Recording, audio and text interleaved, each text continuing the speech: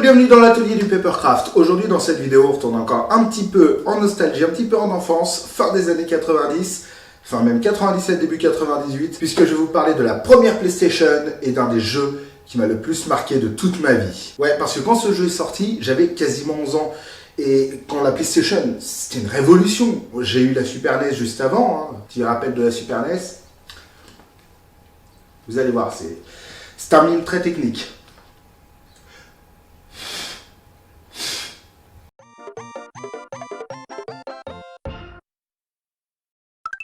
Et là, on passe au CD. Grosse révolution, même plus besoin de souffler dessus. De toute façon, c'était une connerie de souffler sur les cartouches de Super NES. Et sur la PlayStation, quand on l'a eu avec mon frère, j'ai souvenir de 4 jeux qui m'ont vraiment marqué au début, quand on l'a eu. Voilà, déjà, il y avait Formula One 97. Ni mon frère ni moi n'aimons les bagnoles, n'aimons la Formule 1. Pourquoi on avait ce jeu? Ensuite, il y a eu International Superstar Soccer Pro. Ouais, ce jeu-là, mais il était fantastique. J'ai souvenir, en 2 manches de 20 minutes, de faire des 99-0 avec le Cameroun. Ouais, je m'éloigne beaucoup du sujet. Il y avait Dragon Ball Final Bout. Un jour, je pense vous faire un Papercraft autour de DB Final Bout, si je trouve les modèles 3D. Et enfin, le jeu qui m'a vraiment le plus marqué, c'était Final Fantasy VII. Ce jeu-là, sublime.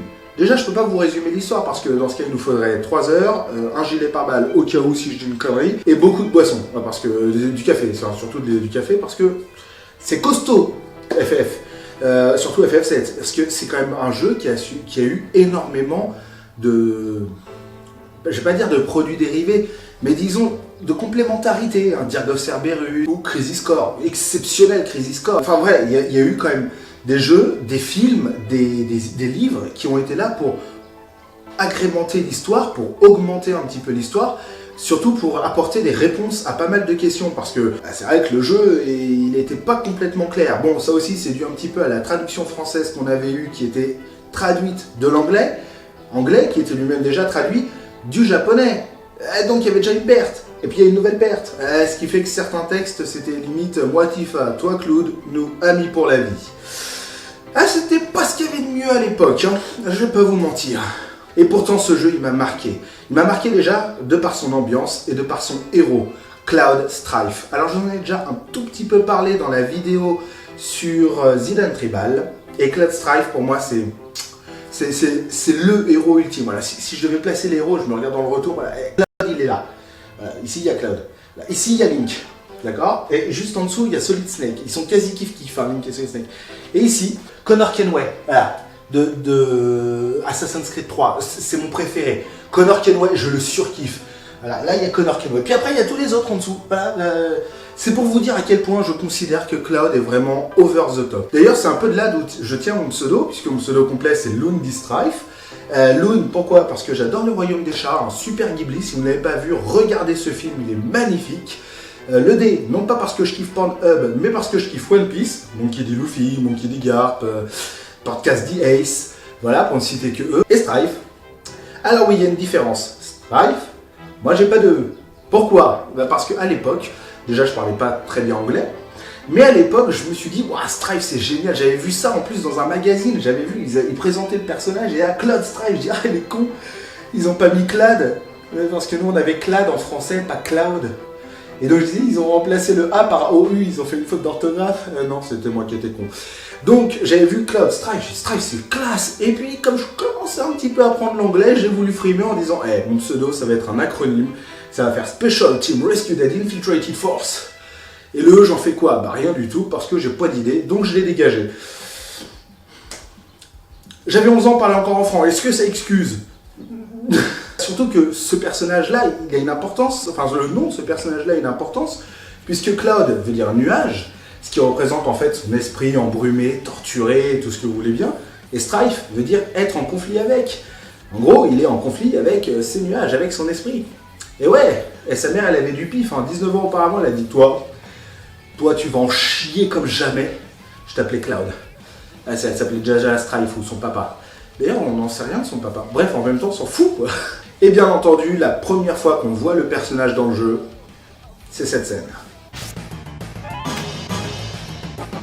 Et le personnage dans cette forme-là, visuelle, hein, je veux dire, parce qu'il y a deux visuels pour Cloud, enfin pour tous les personnages d'ailleurs, il y a le visuel de la map, le visuel des combats, qui est aussi le visuel des cinématiques.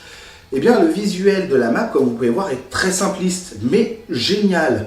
Et il faut savoir que le jeu est sorti en 97, mais pour avoir les modèles 3D, il a fallu attendre 23 ans. 23 ans que quelqu'un partage en tout cas ce qu'il avait réussi à récupérer. Parce que les fichiers, j'ai voulu les extraire moi-même, j'ai voulu récupérer moi-même ces fichiers 3D.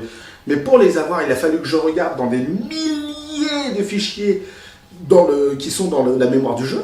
Et dans ces milliers de fichiers, il n'y a pas le personnage, il y a une partie du personnage.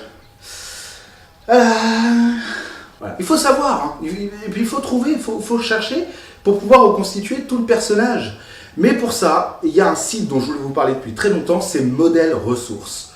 Ce site, j'ai failli le mettre en page de lancement d'internet, hein, tellement je kiffe ce site. C'est là où je récupère pas mal de fichiers 3D que après derrière je peux modifier à ma guise pour en faire des papercraft. Et bien c'est sur ce site que j'ai enfin pu avoir en 2020 Cloud en entier. Ouais. Et comme ce sont plein de pièces séparées, il a fallu les regrouper entre elles pour former une seule pièce. C'était pas trop compliqué. Et je vais vous montrer pourquoi tout de suite. Je vais chercher Cloud.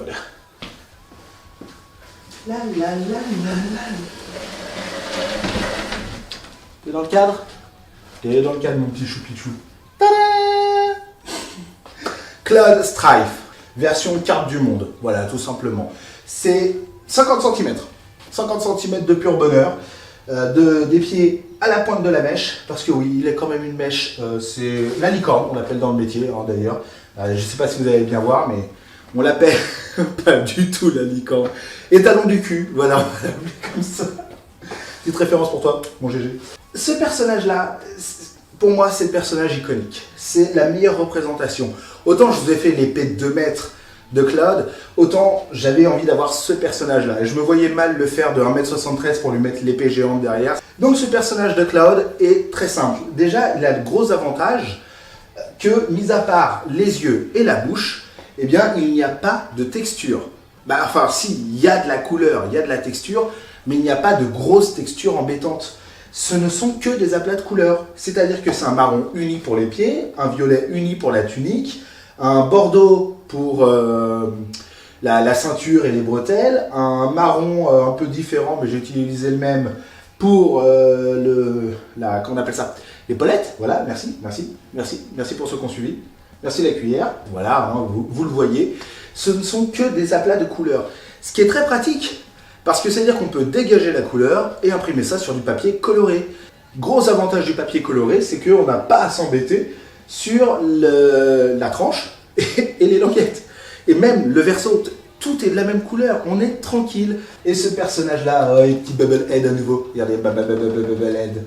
Et ce petit personnage-là, il n'a pas été très long à faire. Bon, je vous parle pas de la découpe informatique, mais le montage m'a pris environ 10 heures. Si j'avais dû découper, puisque j'utilisais la caméo, mais si j'avais dû découper, j'aurais dit, allez, 13-15 heures. Ce qui n'est pas excessif pour faire un petit personnage de 50 cm, sachant que je compte bien proposer aussi les autres par la suite, hein, Barrett, Tifa, etc.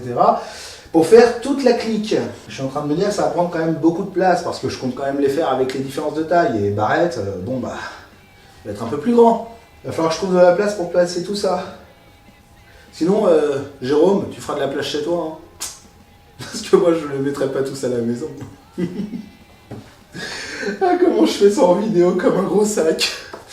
Alors tous les Jérôme, il n'y en a qu'un seul qui est visé, il se reconnaîtra un petit canari des îles, mais voilà. Alors ce papercraft là, donc comme je l'ai dit, a l'avantage d'avoir été imprimé sur du papier coloré. J'ai utilisé du Canson 185 grammes de la gamme Iris Vivaldi. Et déjà coloré, c'est très pratique, c'est très bien. L'avantage c'est que je n'ai imprimé que les repères de marquage, excepté pour les yeux et la bouche, qui eux sont imprimés directement sur le papier rose. D'ailleurs c'est pour ça que l'œil n'est pas super blanc, parce que justement il n'a pas été imprimé sur du papier blanc. Chose que je vous proposerai de corriger, puisque vous pouvez très bien tout imprimer sans les yeux et imprimer juste les yeux à part, puisqu'ils peuvent être aussi mis complètement à part. Vous les imprimez sur du papier blanc, puis vous les découpez, vous venez les coller aux bons endroits. Là pour le coup, le papercraft, Il n'est pas compliqué, c'est quelque chose qu'on peut faire même en étant débutant, et si vous voulez faire un petit cadeau pour une personne qui est fan de Final Fantasy VII, bah ça c'est l'idéal. Hein. Autre chose, ce papercraft, vous pouvez très bien le faire aussi sur du papier blanc que vous imprimez la couleur, bien entendu, il n'y a pas de souci. Là où je voulais en venir, la caméo, vous allez imprimer les repères de marquage qui sont imprimés en noir, généralement sur un papier plus clair. Par conséquent, elle va faire la différence entre la teinte noire des repères de marquage et la teinte claire du papier, même sur du gris, ou du violet, ou du marron, mais sur du noir. Bah non, elle fait pas la différence. Hein. Bah, et certes, il y a une couleur qui est légèrement différente, mais comme l'ensemble est beaucoup trop sombre, la caméo ne sait pas où pointer. Pour ça, j'ai trouvé une astuce. J'ai utilisé du papier d'un ancien morceau que j'ai déjà fait. Hein. J'ai tout simplement évidé. J'ai gardé quand même une petite partie autour des repères de marquage. Je suis venu placer ma feuille noire sur mon tapis et j'ai scotché par-dessus le papier. Donc comme vous avez sur l'exemple, bon, là c'est un papier blanc parce que c'est sur un autre projet, mais l'idée est même, et comme ça en fait ça va lire le noir du papier blanc, et puis ça va venir après travailler sur le papier aux bons endroits. C'est un gros avantage lorsqu'on utilise les repères de marquage, mais sur du papier coloré, et ça marche aussi sur le papier brillant. Alors là par contre, je vous conseille de faire en sorte de bien aligner vos repères de marquage pour qu'ils soient à l'exacte position. Vu que l'impression peut légèrement se décaler, si vous décidez de caler le papier et pas les repères de marquage, vous pouvez avoir un léger décalage encore et ça peut être problématique.